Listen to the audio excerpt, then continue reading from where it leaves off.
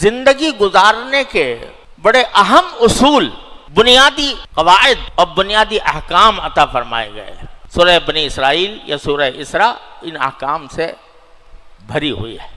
ان احکام کی جو ابتدا ہوتی ہے، جو اللہ تبارک و تعالی نے معراج کے نتیجے میں اس امت محمدیہ علیہ صاحب الصلاۃ والسلام کو جو احکام عطا فرمائے کہ یہ کرو اور یہ نہ کرو، یہ کرو اور یہ نہ کرو، وہ ایک طویل سلسلہ ہے سورہ اسراء کے اندر۔ اس کا آغاز ہوتا ہے شروع میں، سورہ اسراء کے شروع میں اللہ تبارک و تعالی نے کافروں کا کچھ حکم ذکر فرمایا ہے، ایمان کی طرف دعوت دی ہے، بنی اسرائیل کا تذکرہ فرمایا ہے، لیکن جہاں سے امت محمدیہ علیہ صاحب الصلاۃ والسلام کو احکام اور تعلیمات دینے کا سلسلہ شروع ہوا ہے وہ یہ آیت ہے، وَقَضَىٰ رَبُّكَ أَلَّا تَعْبُدُوا إِلَّا إِيَّاهُ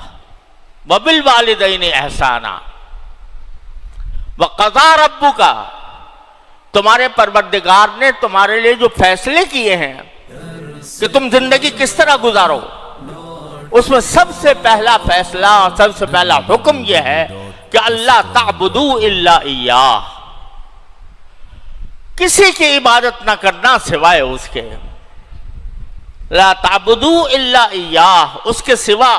کسی کو اپنا معبود نہ سمجھنا، کسی کی پرستش نہ کرنا، کسی کو حاجت روا مشکل کشا نہ سمجھنا سوائے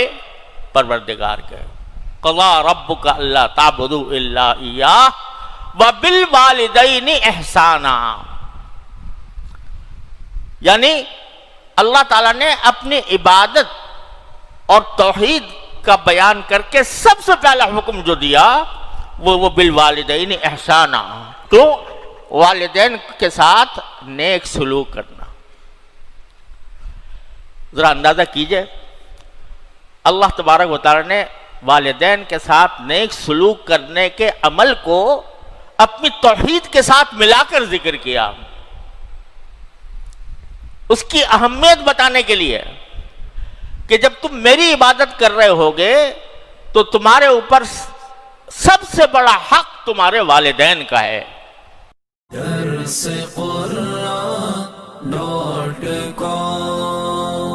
www.darsequran.com